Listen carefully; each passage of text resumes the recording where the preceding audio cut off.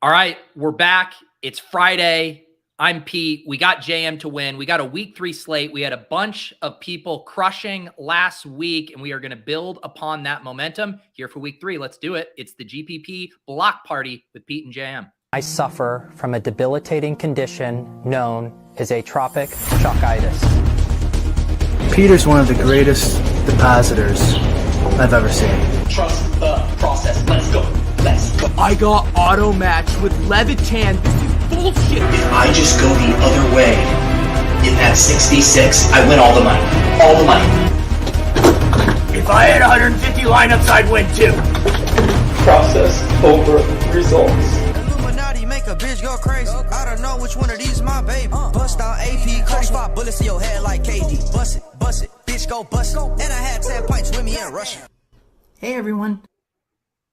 All right, JM, every single week, first you had the blazer, then you had the parka / sleeping bag. What do we have here on you today?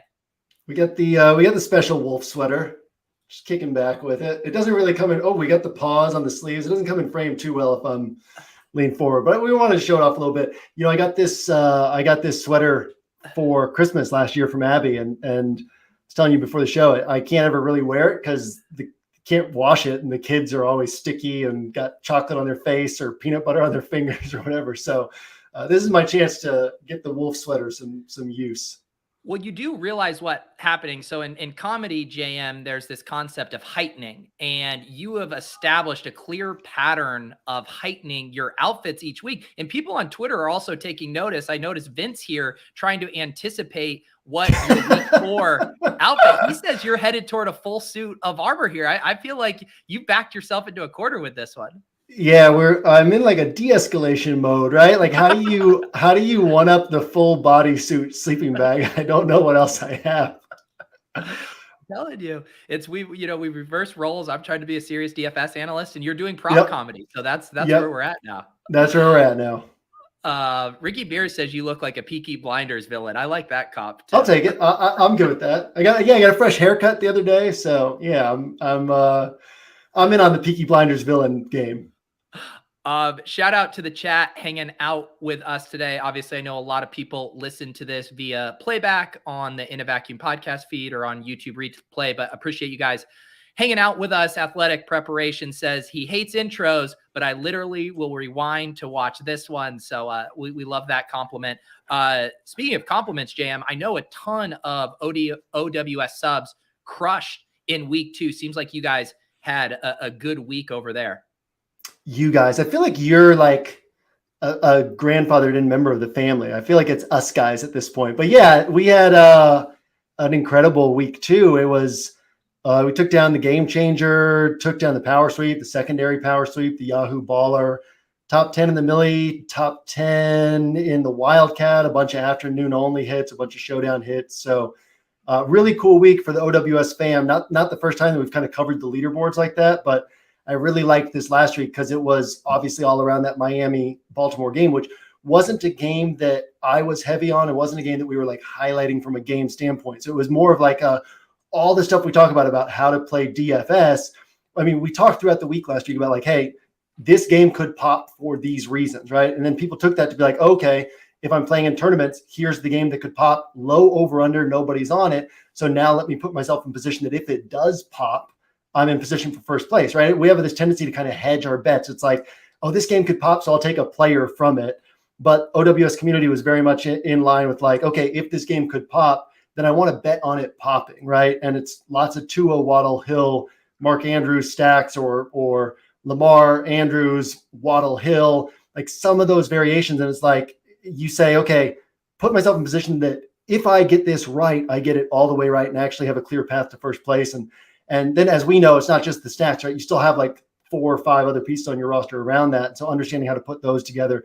So yeah, it was a really cool week because we've been doing Inner Circle since the start of last year, where we really get deep into the weekly training stuff. And last year we had, I think, like 90% of our huge hits were Inner Circle members, and same thing this last week, right? And just seeing that all this stuff that basically instead of giving people fish, turning this into an army of great DFS players. And every time we see that pay off, it's really awesome. So yeah, huge week 2 for the OWS fam, and looking forward to another weekend like that this week. For sure. And I mean, I look back on week 2 and it for me personally, it felt like the one that got away. You know, I had pieces in that game. I had a lot of Waddle and Bateman, mini correlations. I didn't have, you know, we had our tilt space lineup where Leone thankfully got us on the Tua double stack with the bring back, but just didn't quite have the combos to ship a tournament. But I don't know. Do you feel this way? I felt like week 2 was just, it doesn't get cleaner from a GPP perspective to have chalk condensing that massively, 40% defense, 50% Saquon, you know, what, 50, 60% combined ownership on Dortch and Adams. And then to have that all uniformly fail while having the quintessential game stack hit and vault you to the top of the leaderboards. I tabbed through the tournaments. It was like, you had to have Lamar or Tua or you weren't winning. It's just like, that seemed like the cleanest GPP week we might get all year. Yeah, and the great thing about that is, I talked about this in the Angles podcast, which I recorded this morning. It's probably going onto the site soon or onto podcast feed soon. But it's recognizing what type of week each type of week is, right? Like last week, we had heavy chalk. We had all these games with teams favored by 10 points, and we're kind of sifting through the slate and saying, okay, well, if this team keeps trying to score points, then they could have a monster week. If this team does this, they could have a monster week. And so it's one of those weeks where, like you said, chalk's forming and then there's not like a standout game. And so if everything kind of stays middle of the road there, it didn't even have to fail, right? But if everything stays middle of the road there and one game blows up, that game becomes so much more powerful. Whereas if we look at this week, if one game blows up, it's not improbable that another game also blows up this week. Or if one player blows up, it's not improbable that one or two players in other spots also blow up. And so every week's different, right? And last week, like you said, is that perfect GPP storm. And then you have to put yourself in position to actually maximize what the payoff means from that perfect GPP storm. And yeah, I mean, it was a great week for building correctly and getting on that game that hits, because everything else sort of missed. And like you said, that condensed chalk that allowed you to move past a lot of the field at once. Yeah, I also got to give a shout out to Hope in the chat, who I know had a big week, took down a tournament on DraftKings, also had a top 10 on Underdog. So Hope is going to look to keep it rolling this week. I should also mention too, I did get lots of feedback of people checking out the weekly sub at 1 week season, the aptly titled weekly sub. And so you guys can do that. You get the 20% off. Poke around, just see what they got going on over there. The NFL Edge is free for everyone. So you can kind of get a feel for how JM and those guys are thinking about these games from more of a macro lens. And then you get all the good stuff in the scroll behind the paywall over the weekend, including the building blocks that JM likes to build his lineups around. And we, of course, always hit on at least one of those on the show. But I do recommend using that promo code PEAK, get the 20% off and just get a lay of the land over there and join in on the GPP success. I did want to ask you, JM, do you think, we saw the reaction to week 1 where the chalk all hit, and it did seem like the chalk condensed even more so than it normally would as part of a reaction to week 1. Do you think we see any kind of pendulum shifting this week? Maybe the meta is, hey, I want to go hard game stack because I saw what happened in that Ravens-Dolphins game. Ergo, I can repeat that by getting 4 to 5 players from the same game this week. We know that whatever happened last week is going to happen again, obviously. I think we're seeing overreactions in a lot of places, right? Like I said in the player grid, which actually isn't completed yet, but I said in the player grid, by and large, a lot of times males are bad at admitting when they're wrong. And it's great to see that the DFS community doesn't have that problem, right? Like Devontae Adams, 50% owned last week. Oh, we were totally wrong on him, right? Like he can't hit for big games. He's coming in under 10% owned right now. David Montgomery, looked good in a primetime game. Pricing had already been set. And so now everybody's going to flock to David Montgomery. One of the things I asked was, if David Montgomery had this game on a non-primetime game on a Sunday afternoon and we're priced at 6,400, would everybody be flocking to him? He's 5,900 and everyone's like, oh, he's this great value. Irv Smith is coming in as the highest projected owned tight end right now because, again, 5 for 36 and a touchdown. Well, if he didn't get that touchdown, he's at 8.6 points. Is everyone excited to play him? No, but the 14.6 DraftKings points looks really good. So I think we'll see overreactions on players in a lot of places. I think that we'll see overreactions on stacks in a lot of places. And I think that we'll see one of the things we'll see is a lot of people either playing the Buffalo Miami game or like spending hours of their time trying to determine how that game could fail. Buffalo's put up 2 huge scores, and then Miami put up the big game last week, and Baltimore put up the big game against them. And now these 3 stud players on Buffalo's defense are out. And so it's like, you either want to play that game, or if you're not playing it, you just spend all your time being like, okay, but this could happen, this could happen. The reality is, man, games fail in the NFL, right? Miami still has a horrible offensive line. Buffalo still has a great pass rush. Miami is still projected for under 24.5 points at home. Buffalo still hasn't they've allowed Tom Brady's the only quarterback since the start of last year who's thrown for more than 272 yards against them. And I'm not saying Miami won't hit. I'm just saying, like, you don't have to spend all your time coming up with the reasons why they can't. You just can recognize that there are like 6 or 7 really good spots on the slate and go to a different spot this week. So yeah, I think it's another week, it's a totally different week than last week, but it's another week that's ripe for like DFS strategy and tournament strategy and kind of gaining a big edge on the field. Yeah. And when I did, first pass, and we always mention all of these caveats of how much stuff can change between when we're recording this on 2 p.m. on a Friday afternoon versus when lock comes. We're going to get a lot more information. I know we even already have some big injury setups here with James Conner, looking pretty dicey for Sunday. I did just see right now, this is the Sunday night football game. Jerry Jeudy returns to practice, but we're going to constantly see things like that can impact the slate. But I kind of was feeling the same as you when I just sorted by, chalk, the highest owned guys projected right now on Friday. A lot of it seemed like not a lot of good chalk to me. There's some receivers we like there, Diggs, Amon-Ra St. Brown, Cooper Kupp, those guys. But like you mentioned, some of those running backs, Fournette, Montgomery, guys on team with really low implied team totals. And then you have some really sketchy tight ends like Irv and Higbee and Hawkinson who have pretty low floors. So I start to get excited about this week whenever it does feel like, to me, quote unquote, bad chalk. Yeah. And if we can be contrarian without attempting to be contrarian, that's obviously a setup overall. And what I mean by that is the spots that we like. You're breaking up a little bit, JM. How am I now? I think you're Testing, better. testing. We just had a quick lag there, but we lost you right when you said if we can be contrarian without being too contrarian or along those lines. Yeah, I'm going to turn off the Wi-Fi and just let the Ethernet take over. They might be battling each other there. There you go. But yeah, if we can come to our conclusions on like the players that we like, and then we look at ownership projections deeper into the week and see like, oh, wow, like people are on this, then that's the easiest way to be contrarian because we're just building the rosters that we like the most. And it allows us to have sharp rosters without having to intentionally pivot in different directions. And I think that if we can break out of that group think of whatever happened last week is what dictates our thinking for this week. And we can instead look at, you watch these post-game press conferences, every team is coming off of week 2 and trying to fix the things that they got wrong and trying to stop the things that their week 3 opponent did well the previous week.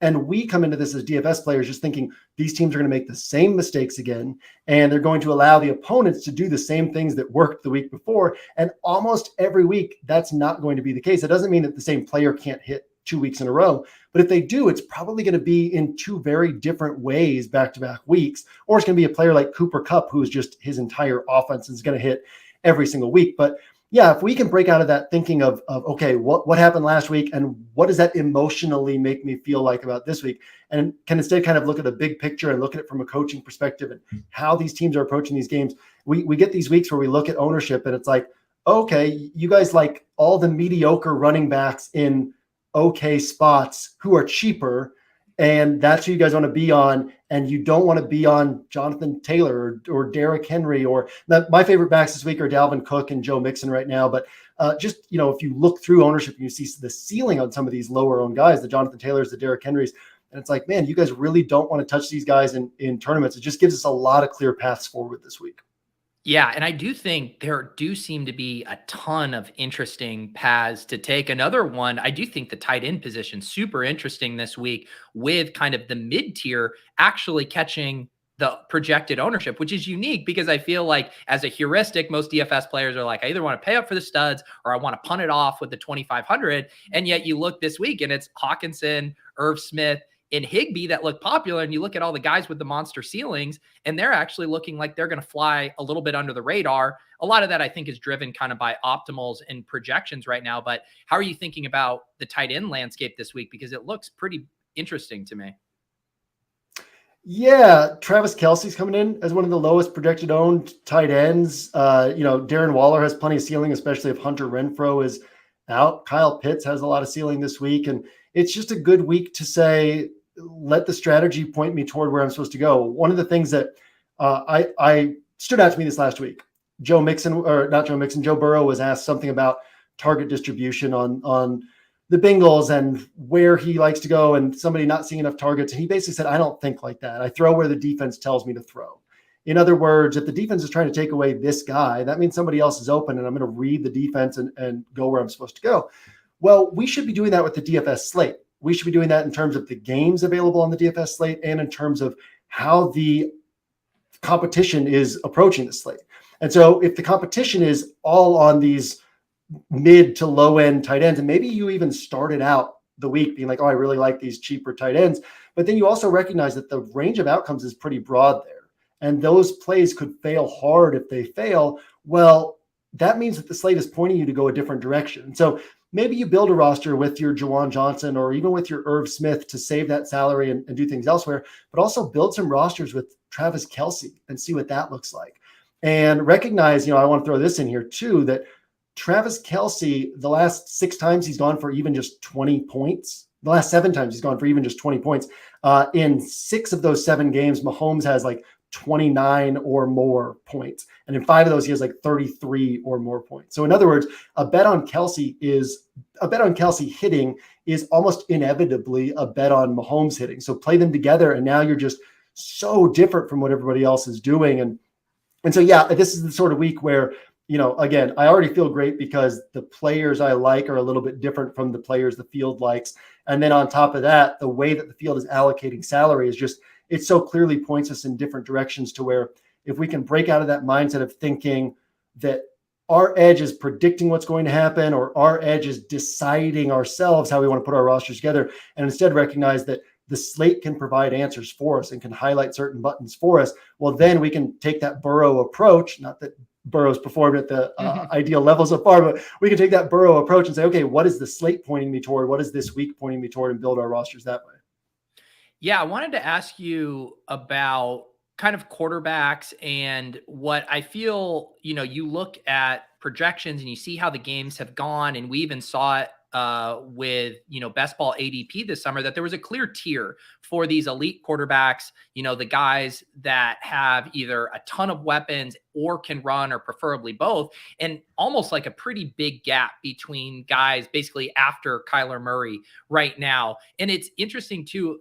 I think we're kind of seeing it play out a little bit in DFS as well, where players are even less likely to, or just feeling the opportunity cost of not playing one of these quarterbacks that have a 30-point ceiling. And I wondered how you think about that as far as individual quarterback upside versus targeting game environments that you think could sail past that total, because those things aren't necessarily mutually exclusive, but I do think it's something everyone's thinking about a lot right now.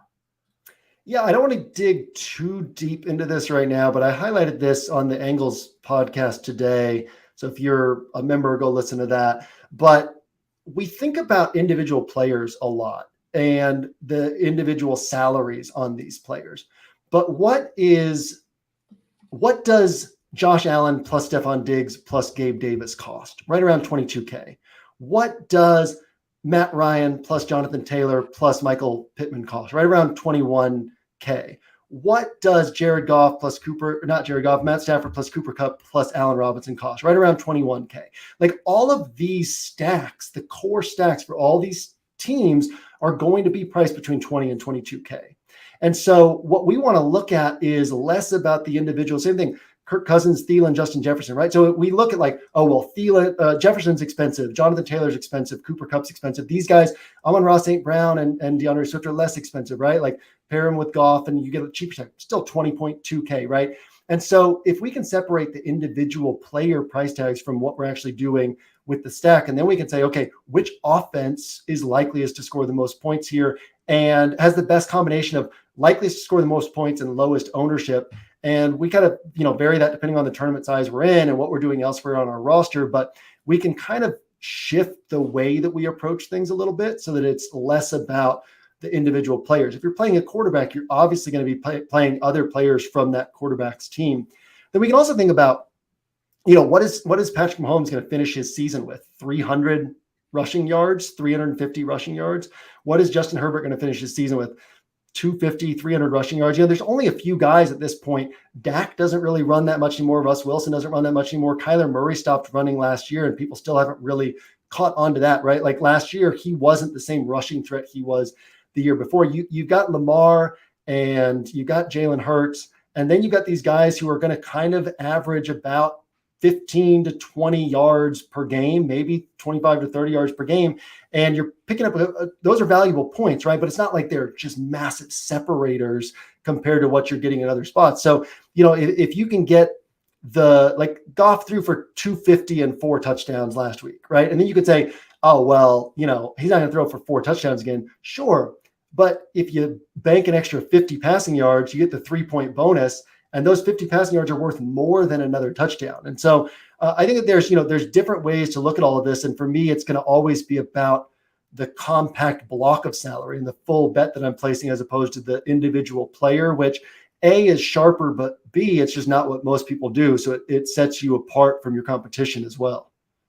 Yeah. And I mean, I think that all ties back to your building blocks idea as well, right? Where you really are thinking about how these pieces can come together. I think a trap I fall into, and it leads me down some really good paths, but last week is an example of it where, I identified, the field's going to be playing Andrews and Tyreek Hill. And you look at the projection and the ownership relative to their teammates, Bateman and Waddle, who I think had similar expectation for big games. And I made those pivots. And yet on my own teams, I missed the block itself. Where, thinking through that idea of like, if I'm right here and Waddle and Bateman have big games, I ended up trying to save money at quarterback with Mariota. But I am trying to continue to push myself to wrap my head around this block idea. On the flip side, you can swing too far, right? Where you're talking about how on a slate like this, we might need to hand pick our spots in these games, knowing 5-6 spots could all yield a ton of fantasy points, and knowing what happened last week might not happen again this week, where all you need to do is identify the one game and you print money. Yeah, but also, I mean, what's easier to guess, right? Like a combination lock that has 9 numbers on it or a combination lock that has 6 numbers on it.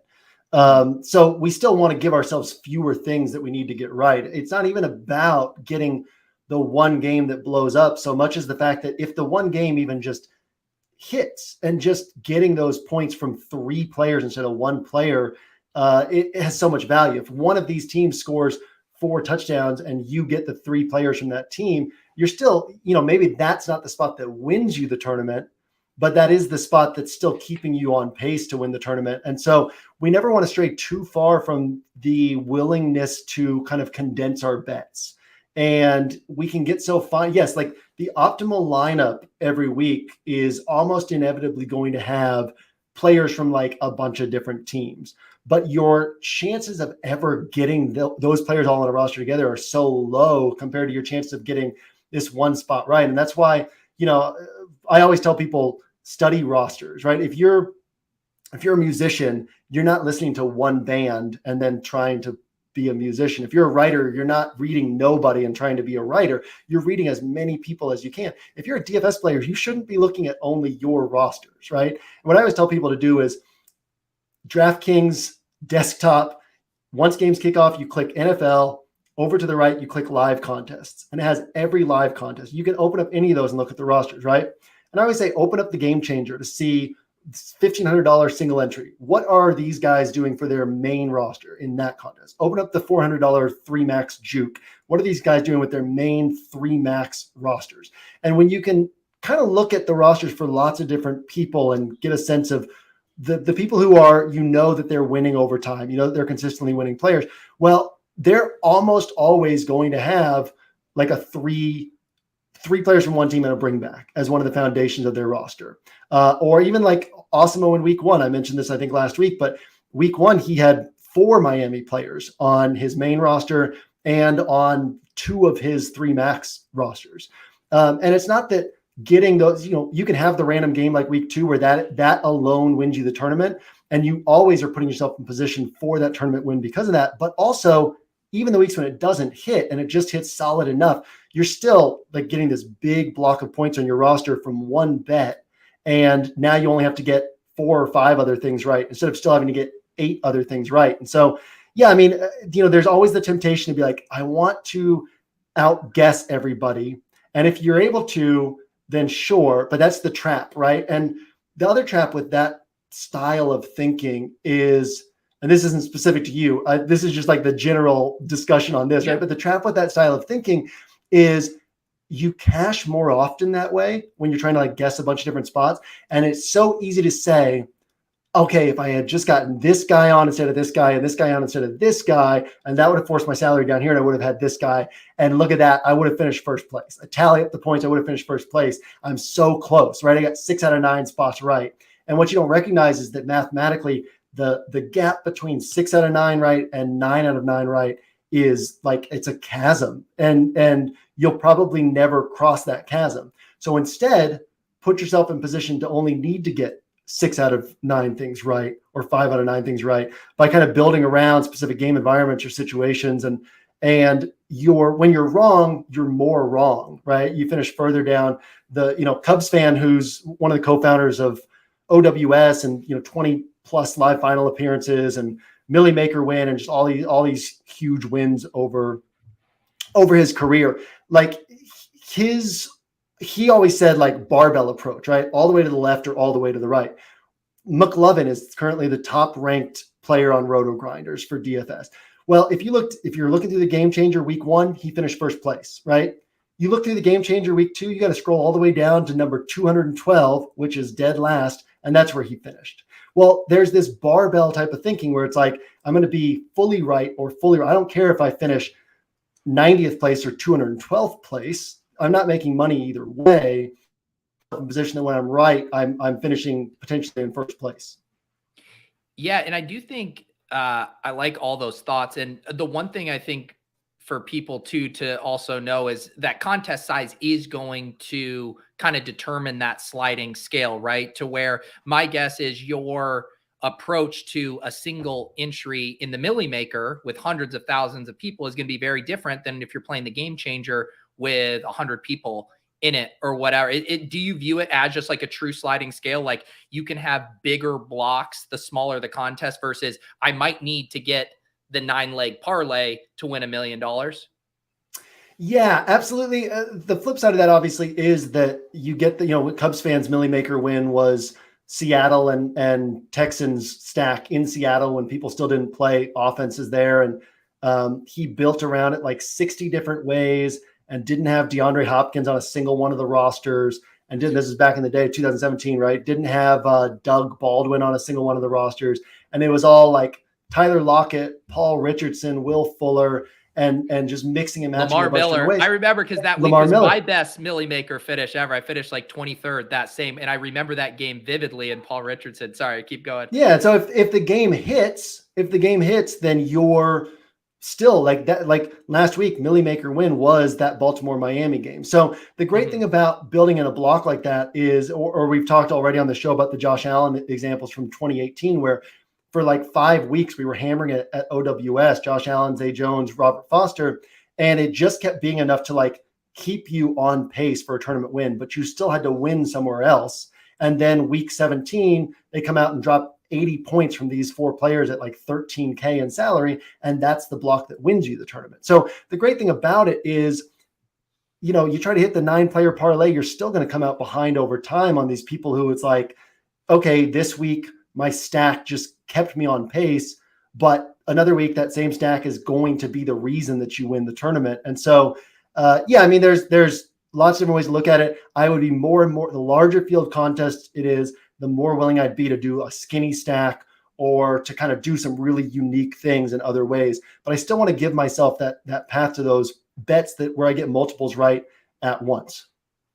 So let's talk about this slate now and kind of start to zoom in a little bit, and then we'll, progress toward building a lineup and launching into one of Jam's building blocks for the week to kind of inform that build. I was catching up on the Edge, and I was reading some of your takeaways to the Carolina and Saints game, and you mentioned, hey, truthfully, this might just be on a week like this where I just cancel out one of these games or nearly fully ignore it. You mentioned Juwan Johnson as maybe a caveat there, but is that kind of how you are thinking about this slate on the whole, that there's a set number of spots that you want to target and that you're willing to kind of just X out a few of these games that you don't think have the potential to take you to the top of the leaderboard?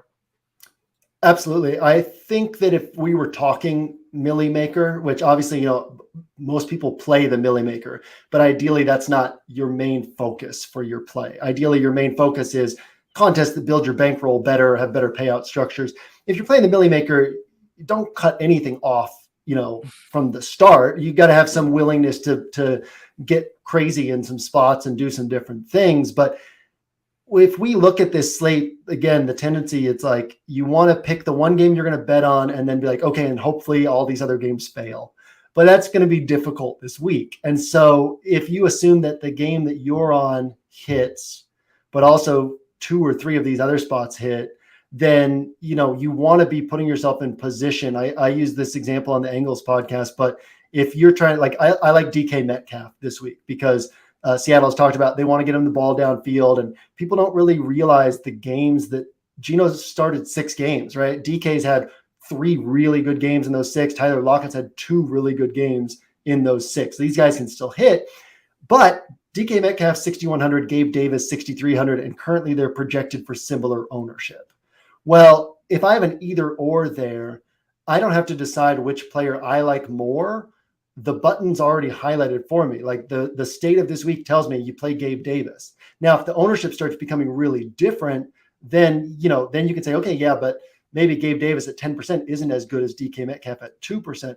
But if they're similar ownership and similar prices, it's like the Bills can score 5 or 6 touchdowns. And so if I'm not stacking that game, I want to put myself in position to still capitalize from that game. And so that's kind of, I think, the main takeaway from this week is you have to account for these other games on your roster. You have to say, probably not just the game I'm stacking will hit. Even if the game I'm stacking hits, there's going to be other spots I also have to keep up with. And so how do I get, like a Gabe Davis and McCole Hardman on my stack from another game, right? Or something like that, where you're saying, I'm taking pieces from these other games that can also hit, which makes it a lot harder to take pieces from these low total games. And I almost see it like every piece you take from a low total game this week, a roster spot's valuable. You only get 8 of them outside of defense, special teams. And every time you're filling up one of those with a player from a low total game, that's a player that you're not taking from a game that could go off with 5-6 touchdowns where this guy could be involved.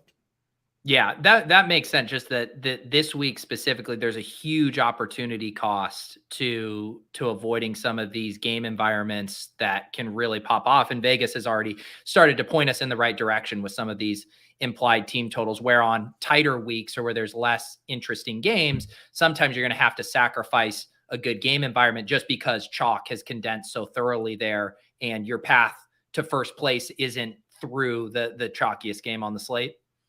Yeah, absolutely. And every week's different, right? So if we can kind of get a sense of what the week provides before we start making our decision, that helps us quite a bit. And obviously this week just gives us a lot of really good game environments, and we have to be thinking about that on our builds. Yeah. And week 3 is interesting too, because we have 2 weeks of data, which we've learned a lot about some of these teams. And yet also there's a lot of noise in a 2-game sample size. So are there any kind of team trends that are interesting to you? I know you mentioned the Bengals, who I think are an interesting one, as far as we've seen kind of 2 different versions of how they played this year, or say the Dolphins. Like you said, we've seen a very clear kind of path on how we think they're going to play football this year. Are any of those that you want to keep doubling down on because you believe what we've seen, or some stuff that you kind of think is noisy early on that you want to get ahead of again in week 3? I love that. I was late to the party on Cooper Kupp last year because it was like, we have an established track record of this guy being a really good but non-explosive wide receiver. And he had 3 big games to start the year, and his price kept going up, and ownership kept going up as his price kept going up. And then weeks 4 and 5, I think he put up like 11 points one of those weeks and 16 the other week. And his 2 worst games of the whole season. And obviously I felt vindicated at that point. And then it's like, oh, he keeps doing this. And so we don't want to just assume that something is noise when it might actually be a signal. And at this point, the player time on the field is an important indicator, right? In terms of, like, we talked about this with Greg Dortch, like he outsnapped all the other skill position players for Arizona in week 1. And so we have to assume that he's going to be an integral part of the game plan in week 2. And same thing if we look at the way that Miami's running their offense, right? Where everything is skewed toward the pass. We kind of can come into the year being like, oh, okay, well, Mike McDaniel is this coming over from San Francisco. They have a run-based offense. Mike McDaniel's like, no, I've got Jalen Waddle and Tyreek Hill and this bad offensive line. We're gonna pass the ball. We're gonna quick out passing, and so yeah, there's, I guess, plenty of spots, that we're getting information that's quality information. So I don't know that there's one that like stands out to me. I think that the Lions offense is a lot better than people are still giving it credit for. And we'll probably get to that here in a little bit, but yeah, I think that if we kind of keep touching on individual spots, I'll see if there's anything else that stands out. Yeah. But yeah, a lot of things are just noise in terms of individual in-game targets or something like that, right? Those spike and those rise and fall. And so I'm not chasing last week's targets on somebody, but when it comes to the way an offense is being run, that's where I want to pay attention. Well, yeah, and I'm glad you mentioned Cooper Kupp and the Lions, because in a lot of ways, to me, when I look at Amon-Ra St. Brown, I'm kind of saying to myself, don't make the mistake that you made last year with Cooper Kupp, which is being a little hesitant to buy it. And I look at Amon-Ra at 7,200 this week, and I know he's going to catch some ownership. He projects well, but I don't think he's going to be, mega chalk. And I'm like, this is a guy that could realistically be an $8,500 player in 2 weeks. And I'm wondering, is this kind of a miniature version of the Cooper Kupp stuff here again? And then same with the Dolphins. Like, I feel like they pretty clearly told us who they are, their offensive philosophy, their condensed target tree around these top 2 guys. And yet the ownership doesn't seem to be catching up with them or kind of reflecting that new reality. And so I'm kind of push-pull with, hey, can I, get on these trends before everyone finally comes around to it? Yeah. So the way I'm handling, and so I'm going to build 1 to 3 rosters, put 1 to 3 rosters into play this week. The way I'm handling Miami, and this is just a personal thing, is if a team blows up and then they're playing a team like the Bills that keeps blowing up, I'm going to assume an overreaction to that from the field. And so even if they're projecting top 13 in ownership among the position, they are still, we don't want to understate these injuries. Micah Hyde, Jordan Poyer, probably the top safety tandem in the NFL. They're both going to miss this game. And so maybe I'll come around on this throughout the weekend. But also the Bills have been, last 4 years, fourth fewest, and fewest yards allowed to wide receivers. That's 4 years running.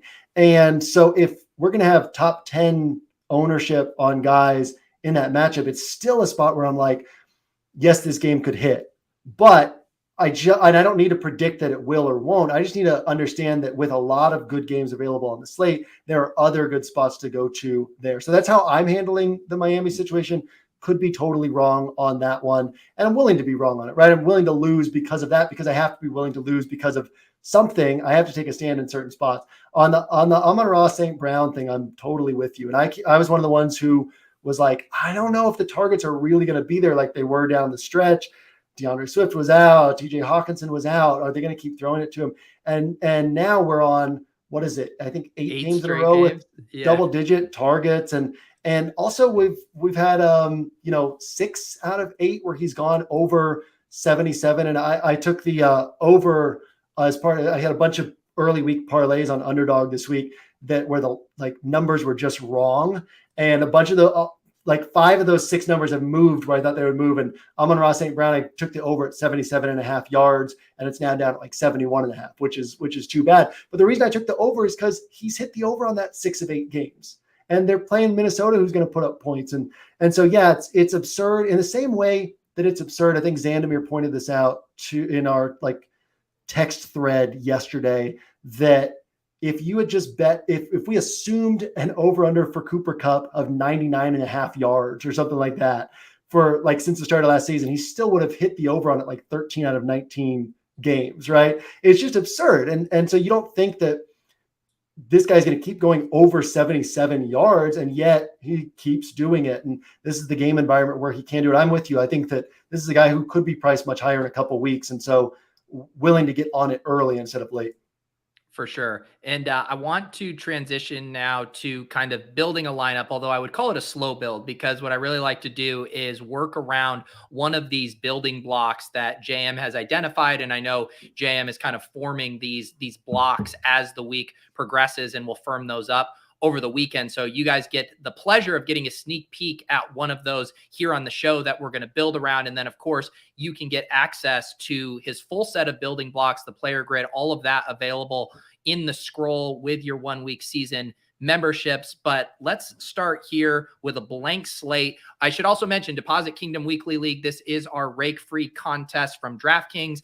I had them bump it up to 300 people. There are 14 spots left. This link is only available in the Discord. I have a link down below to the Deposit Kingdom Discord. If you go to the announcements, you will find this. 14 more spots that will be filled here in the next 5 to 10 minutes. So go get it if you want that rake-free action. But JM, why don't you tee us off here? What's a block that's interesting to you? We've been talking about the Lions. Do you got something cooking in that game?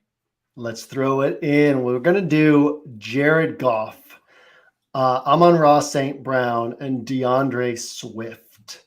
Okay. As I mentioned, a lot of these top stacks are all going to cost roughly the same, 20 to 22K in salary. So you want to make sure that you are taking one. You know, we can look at this as like, oh, okay, St. Brown's lower priced than some of these other top wideouts, and DeAndre Swift's not that expensive. Goff is cheaper at quarterback, but still, like, you want to compare this to the other stacks available, because you're only saving about 2K off the Bills stack, right? Which would be Josh Allen and Gabe Davis and Steph Diggs. But I actually think, you know, let's talk about this Lions offense. They've got a top 5 offensive line. They have a top 5 to 8 wide receiver. They have a top 5 to 8 running back. They have a really good offensive coordinator, which means they're forced to put up points. They have an aggressive mindset. I think they're number 1 in situation neutral pace of play so far. They're certainly top 5 in overall pace of play so far this season. And they know that they need to score points. And so, and then on top of that, right, we think of Goff as like this dumpster fire quarterback.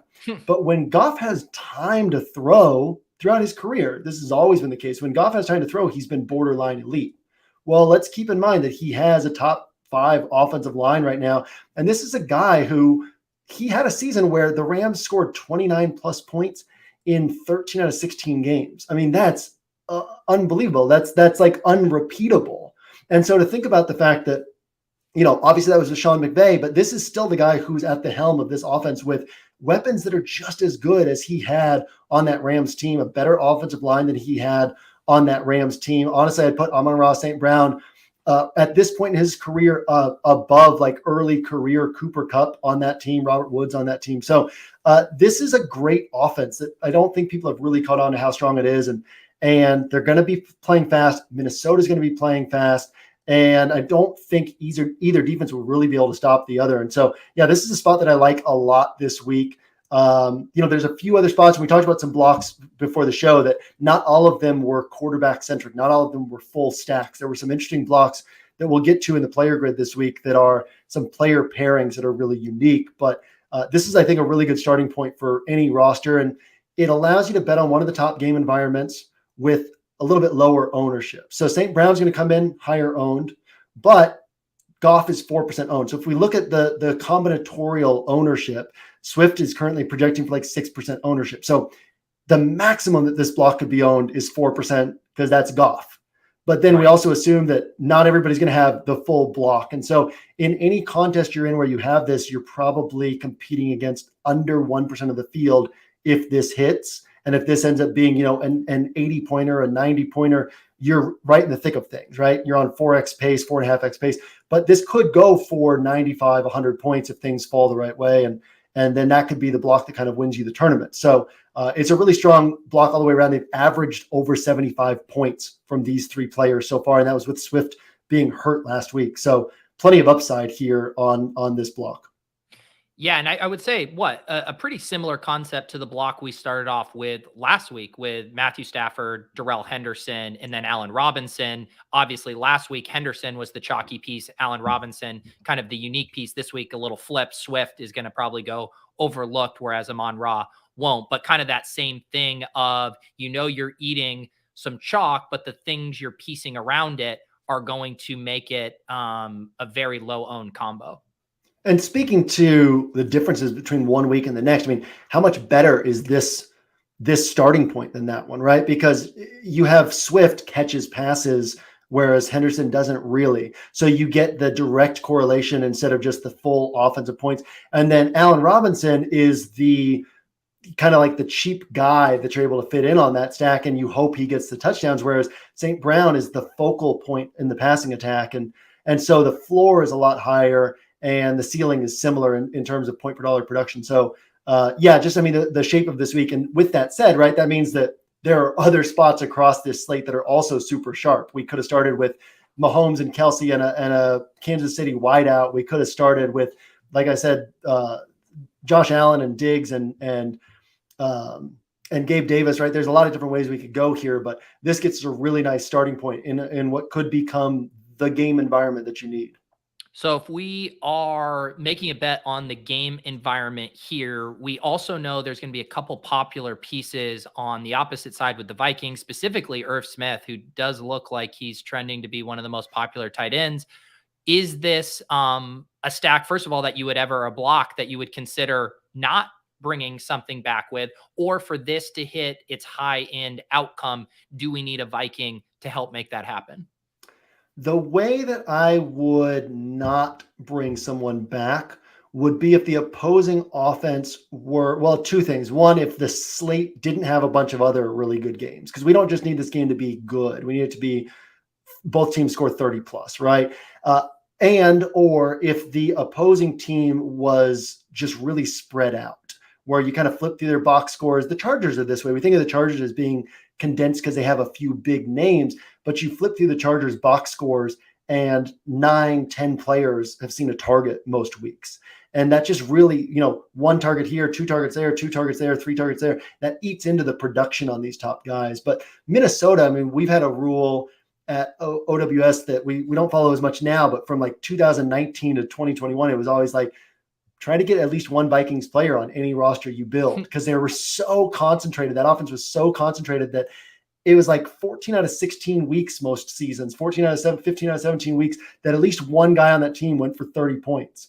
And they're so concentrated and they put up points. And so this idea of always one Viking, is kind of present in our minds in general. And then you talk about, well, if I'm going to bet on a Vikings game environment, I certainly want one Vikings piece, because again, it's not as likely that things just bleed out to like a bunch of random players. It's not as likely that the points bleed out to Irv Smith, And so it's like Dalvin or Thielen or Jefferson is really the way to go here. And you can pick any of them, any of them create a really unique approach to the rest of our roster, because if we have Jefferson now, salary gets pretty tight. If we have Thielen, we've got really low ownership. If we have Dalvin, we're getting some ownership there, but definitely a full combo that nobody will really have. I want to get your hand in the dirt take on Adam Thielen, because he's the guy, when I did kind of my just first pass through stuff and I was looking at the chalk and I was just writing down some of my chicken scratch, the name I kept writing multiple times was Adam Thielen. Like from a pure game theory perspective, Adam Thielen is just like jumping off the page. When Irv Smith is going to be very popular, we like this game. People are going to find their way to Justin Jefferson, especially if we get a value punt play that opens up. You're going to see a lot of Kirk Cousins double stacks, I think, as well, with Irv to help unlock Justin Jefferson with Kirk. And so I'm like, Adam Thielen looks like a screaming good play. On the other hand, last year I saw a stat in 2020, 2021, he was getting targeted on about 20% of his routes. This year he's down in the 11% range. So he just hasn't quite had the involvement. Is there a new trend with Adam Thielen's role that we need to account for, or is that baked into his current price and ownership where it can be a really savvy play here? I think it is obviously loaded, right? I think that if you put Thielen on a roster, like if you do practice builds the way that I do, you put Thielen on a roster and you're like 8, 9 players into that roster. Let's say it's not a roster built around this game and you just have Thielen on it. And you get to the end of the roster and you have like 800 in salary left over. The first thing you want to do, like emotionally, is get off of Thielen. Yeah. That's like literally your first instinct is to be like, okay, so Thielen's the guy I'm going to move off of. And that tells me how uncomfortable it is to play Thielen right now. 11% target share 2 weeks into the season, it doesn't really stand out to me that much. And you know, we have a new coaching staff, but I'll say it like this. If you're a fan of a team, you don't watch that team. Like, we don't have as many fans of teams now because fantasy football has taken over, right? And we watch all the teams and pay attention to all the teams. But if you're like a true fan of a team, you don't go 2 weeks into a season and like one of your main pieces isn't targeted a lot. And you're like, oh, I guess they're just not part of the offense anymore, right? Like they're going to have games where they are part of the offense. And the big thing with Thielen is he's such a red zone threat. And touchdowns are such a big part of upside in fantasy scoring. So yeah, I mean, Thielen, he has been my, I hate to do it, it doesn't feel comfortable, bring back on this stack in a lot of my practice builds so far, because he can go for 30 points. You know, he can go for those 7 catches for 80 yards and 2 touchdowns. All of a sudden he's sitting on 27 points. He's a massive difference maker on your roster. So yeah, and Thielen is great leverage off of the more popular pieces on Minnesota as well. Yeah. And it's just too, you know, you think back to last week of the things that allowed us to get up to some of these more expensive wide receivers. Obviously, we had the Greg Dortch chalk, but we also had the Colts punt wide receivers. We had Richie James. We had Rashad Perriman open up at the last minute. I don't know if you're seeing similar right now, but when I'm looking at value on this slate, I mean, sub 4K, I mean, it's basically non-existent for us right now. Right. It's not pretty in terms of value, which speaks to Irv Smith getting the ownership projection that he's getting. And Juwan Johnson's going to be probably 6, 7, 8% owned as well, just because people have been hearing his name and they're like, oh, he's down here at 2,900. And it just unlocks things where people can't really figure out where to unlock things. So I'm not saying I'm necessarily definitely paying up at tight end, but it just, if you can find a way to pay up at tight end, I think it might be fun to do on this roster, not even all the way up to Kelsey. It doesn't have to be all the way up to Kelsey, because like I said, if you're betting on Kelsey, you're also betting on Mahomes. And so you really want that pairing together, but you don't even have to get all the way up. You can get to Pitts, you can get to Waller, and just, it sets things apart on your roster. And I actually have if we wanted to do Pitts, I think there's an interesting way to do value at wide receiver to kind of help open that up a little bit. Yeah, let's do that. I'm glad you brought that up. And I'm also glad Nez brought this up, because when I was looking at optimal lineups, again, caveat on a Friday, I was seeing both Irv Smith and Hawkinson in the optimal lineup, and not just like as a one-off, like in a lot of the top optimals, they were showing up and even slicing it and dicing it in a few different ways. So that is notable there as well. So, I mean, you had me at Kyle Pitts. I'm very willing to martingale the Kyle Pitts bet, especially, I mean, we've been taking calls on SiriusXM this week. I mean, everyone is off the Pitts train. No one wants to deal with this anymore. I got YouTube comments saying, Pete, you can keep playing him. I am done. So if that's indicative of general sentiment, people do not want to play Kyle Pitts right now. Yeah. And you know, he's put up 1 30-point game in his career, right? And then like a couple of 20-point games. It's not like he's really shown his upside yet, but he also has 1 career touchdown. So like eventually this is going to come together on a week where we're getting 25, 27 points. And compare him to TJ Hawkinson. Really, you'd rather have TJ Hawkinson chalk than Kyle Pitts, you know, at low ownership. It just, the paths to a first place finish are so much higher here, because this is the guy who can hit. So the cheap guy that I want to add in here at wide receiver is Keelan Cole. Okay, now we're off the board. Now we're off the board. JM. Oh, what? So, okay, talk me through this here. Keelan Cole, first off, if we were to look through his career game logs, he has a handful of like 20 to 25 point games. He can pop for big plays, but he's also a reliable slot receiver. he didn't make the team. He was on the practice squad. Mac Hollins made the team over him. And it's like, well, we all know that Mac Hollins is kind of a bust. He's not that great. So how bad must Keelan Cole be if Mac Hollins made the team over him? But Mac Hollins made the team over him because Mac Hollins is also a great special teams contributor, and Keelan Cole brings nothing to special teams. And so Mac Hollins in a wide receiver 3 role that wasn't going to be emphasized in this offense, he brings a dual value, which is much more important for that roster spot. But Keelan Cole is still a good player, right? He beat out DeMarcus Robinson to basically make the team. And if Hunter Renfro's out with this concussion, it's not going to be Mac Hollins in the slot. It's going to be Keelan Cole in the slot, and probably 55%, 60% snap rate, right? They're going to run some more 2 tight end sets, but on a week with so little value, and we're just looking for something that can unlock things and get us up there. Can you tell me that Keelan Cole is going to see significantly fewer targets than Irv Smith with significantly less upside? You know, like 5-6 targets for Keelan Cole is a very fair projection in this spot. Maybe he ends up only seeing 3 or 4, but also maybe Irv Smith only ends up seeing 3 or 4. And the gap between their point scoring, if we played out the slate 100 times, wouldn't be great. And there would be plenty of times where Keelan Cole would outscore Jawan Johnson or Irv Smith, these cheap tight ends who only project 4, 5, or 6 points most weeks, right? And so, it allows us to find some value that other people aren't going to be on and unlock the rest of our roster to not be kind of squeezing in a bunch of, 4.6K to 5.2K players. Once we throw in a defense here, we're going to have a lot more flexibility in these last 2 spots. Yeah, that's it. And I do think that kind of accomplishes that goal too, of kind of flipping the build. If everyone is playing the cheap tight ends, it's naturally going to get you to a way. And really my only concern with the Kyle Pitts play isn't Kyle Pitts himself as a play. It's the opportunity cost of, hey, if people aren't going to really be playing Andrews and Waller at a big clip as well, and you're able to pay up and get guys who I think have a higher floor and a similar ceiling as Kyle Pitts. That's the only concern there. But I really like all 3 of those guys, Pitts, Waller, Andrews, at least at projected ownership.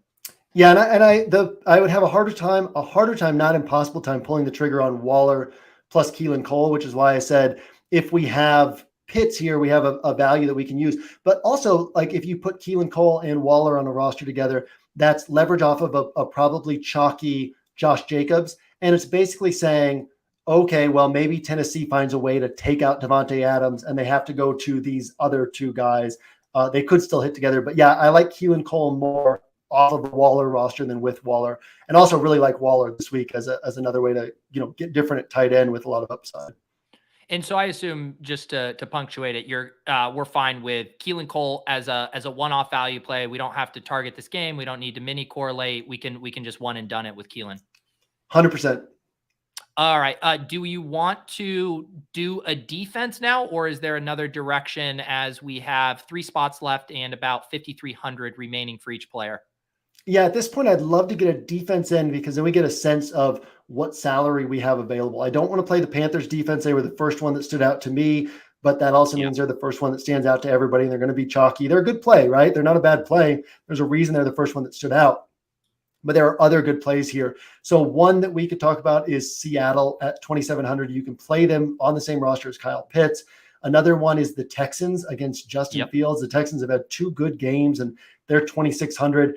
And finally, the Patriots, who last year, the Ravens were, I think, the third or gave up the 3rd or 4th most defense special teams fantasy points. Lamar Jackson took the 2nd most sacks in the NFL.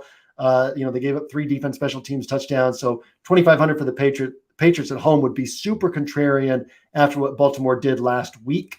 And I'm fine with any of those 3. And then that gives us a sense of what type of salary we have left.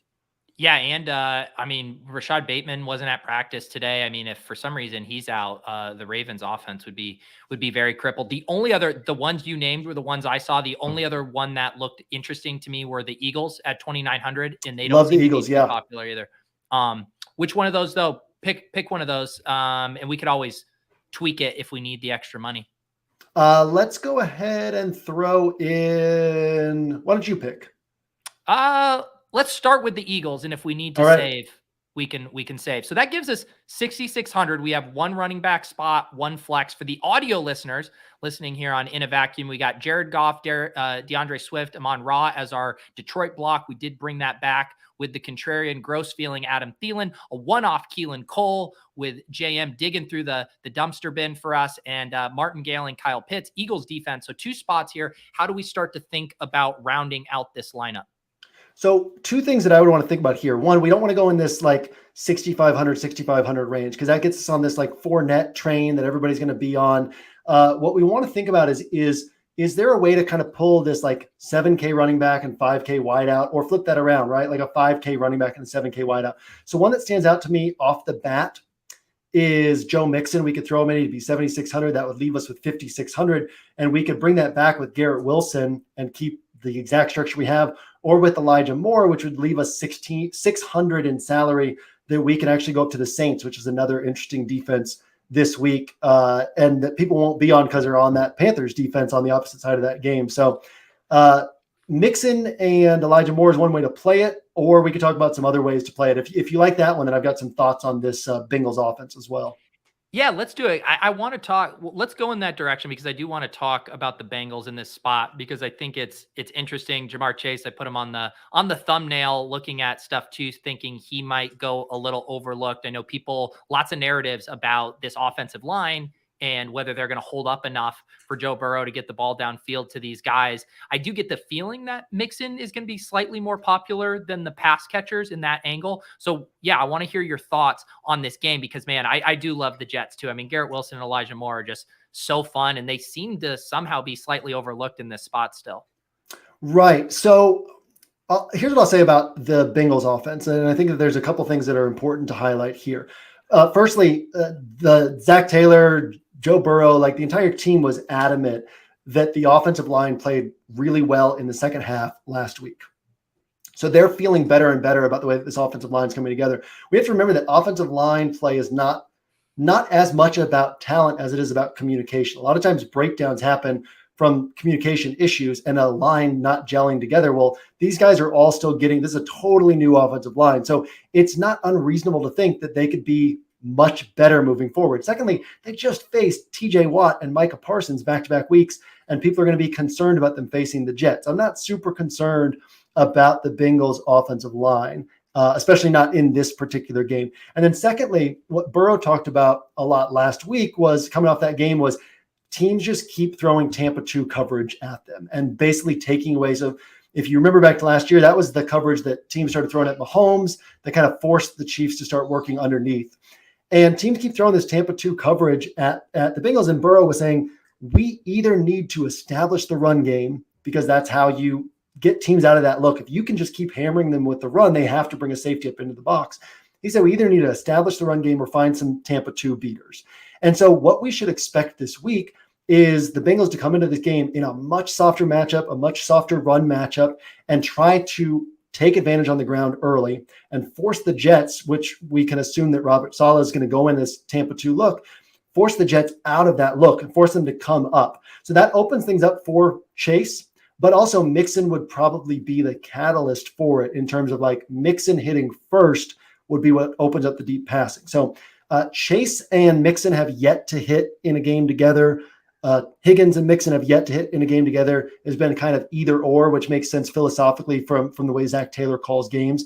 So since Mixon is going to be the starting point, and since most people won't have this salary construction, I'm not that worried about his ownership, right? Like, people aren't going to have 2 pay-up running backs because everybody's trying to get David Montgomery and Miles Sanders, and people aren't going to have Kyle Pitts because they're all trying to get down to Irv Smith to get up to the high-priced wide receivers that we also won't have, right? Like, we just have a very different construction as a whole here, to where I'm not worried about individual ownership on Mixon. And I think that what we're going to see is the Bengals emphasizing the run early, and then hopefully that opens things up for their passing game, but it'll have to start with the run. And yeah, just paying attention to the Bengals, it seems likely that this is going to be the game plan this week. For sure. Yeah. I like that call a lot. I definitely am going to be giving this game a really long, hard look.